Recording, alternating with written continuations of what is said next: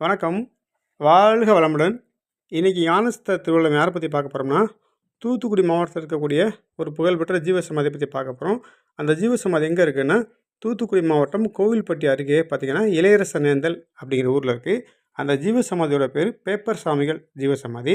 இவருக்கு பேப்பர் சாமின்னு ஏன் பேர் வந்துச்சுன்னா, இவர் ஏதாவது பேப்பர் வச்சு படிச்சுக்கிட்டே இருப்பாராம். அடுத்த நாளோ, அதற்கடுத்த நாளோ, அடுத்தடுத்த வாரங்களிலோ அந்த நியூஸ் வந்து பேப்பர்ல வருமாம். நெறைய பேர் வாட்ச் பண்ணி கண்டுபிடிச்சிருக்காங்க.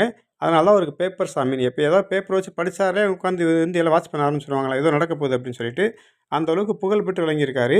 இவர் பார்த்தீங்கன்னா, அந்த ஊருக்கு பக்கத்துல கூடிய இலஞ்சி அப்படிங்கிற ஊர்ல தான் பெரும்பாலான காலங்கள் வாழ்ந்திருக்காரு. அவர் பார்த்து அங்க இருக்கக்கூடிய விநாயகர் கோயில், நாராயணசாமி கோயில்ல வந்து அதிக நேரம் தியானம் பண்ணியிருக்காரு. நைட் நேரத்துலலாம் அசைவற்ற நிலையில வந்து தியானத்தில உட்காந்தே இருப்பாராம். யாரும் போக பயப்படுவாங்களாம். ஏன்னா சில நேரங்கள்ல வந்து அவர் நவகண்ட யோகம் செஞ்சிருப்பாரு அப்படின்னு சொல்லி கேள்விப்பட்டனால, பயந்துகிட்டு இரவு நேரத்தில சாமிய பார்க்க யாரும் போமாட்டாங்களாம். பகல்ல தான் பார்ப்பாங்களாம். அது அதே மாரி பார்த்தீங்கன்னா, அங்க சித்திரா நதின்னு ஒரு நதி இருக்கு. அந்த நதியில வந்து 2 மணி நேரம், 3 மணி நேரம் நதிக்குள்ள மூழ்கி தியானம் பண்ணுவாராம். திடீர்னு வெளிய வருவாராம். கேட்டா ஜல தியானம் அப்படின்னு சொல்லி சொல்லுவாராம். அதே மாரி பார்த்தீங்கன்னா, ஒரு கருப்பன் அப்படிங்கிறவரோட வீட்டுக்கு இவரும் இவரோட சீடரும் சாப்பிட போயிருக்காங்க. இவருக்கு ரொம்ப மகிழ்வா சாப்பாடு போட்டிருக்காங்க. அந்த சீடருக்கு சாப்பாடு போடும்போது ஒரு விருப்பம் இல்லாம போட்டிருக்காங்க. இப்ப சாமி எழுந்திரிச்சுட்டு, "நீ எவ்வளோ வசதியான ஆளா இருந்தாலும் சரி, நீ சாப்பாட்டுக்கு நீ சிரமப்படுவ" அப்படின்னு சொல்லிட்டு வந்துட்டாராம். அதே மாரி பார்த்தீங்கன்னா, அவர் ரொம்ப சிரமப்பட்டுருக்காரு சாப்பாடுக்கு வசதி இருந்து கூட.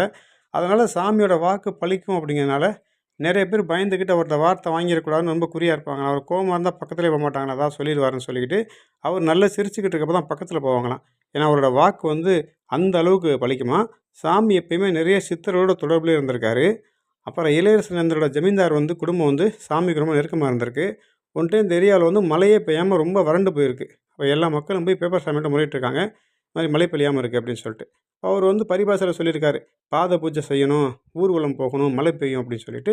அப்புறம் யாரு சாமிக்கு பாத பூஜை பண்றதுன்னு கேட்கும்போது, இளையரசனேந்தர் ஜமீன்தார் பண்ண சொல்லியிருக்காங்க. அப்புறம் அவங்க உடனே மழை பெய்யணும்னா, தாராளமா நான் பாத பூஜை பண்றேன்னு வந்திருக்காங்க. அப்போ சொல்லியிருக்காரு, "இந்த உடம்பு சாதாரண உடம்பு இல்லடா. ஏற்கனவே திருப்பாதிப்புலியூர்ல ஜீவசமாதி ஆயிருக்கு. கரூர் பக்கத்துல நெரூர்ல ஜீவசமாதி ஆயிருக்கு. இப்போ 3வது வந்து இங்க வந்து அவதாரம் பண்ணியிருக்குடா. இது சாதாரண உடம்பு இல்லடா" அப்படின்னு சொல்லியிருக்காரு. அதே மாரி பார்த்தீங்கன்னா, அவருக்கு அந்த பாத பூஜை நடந்து முடிஞ்சோனே நல்ல மழை பெஞ்சிருக்கு. அப்புறம் முத்துக்கோனார்னு ஒருத்தருக்கு வந்து 2 வயசு குழந்தை இறந்து போயிருக்கு. அந்த வீட்டுக்கு சாமி போய் சாப்பாடு கேட்டிருக்காங்க. அவங்க வந்து கூழ் குடுத்துருக்காங்க. ரொம்ப வருத்தத்தோட வந்திருக்காங்க.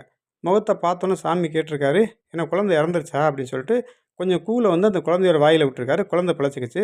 அது ரொம்ப புகழ்பெற்ற அந்த ஏரியாக்குள்ள எல்லாத்துக்குமே இந்த மாரி இறந்த குழந்தைய பிழைக்க வச்சது ரொம்ப புகழ்பெற்றா பேசிக்கிட்டு இருந்திருக்காங்க. ரொம்ப அற்புதமான ஞானி பேப்பர் சாமிகள்.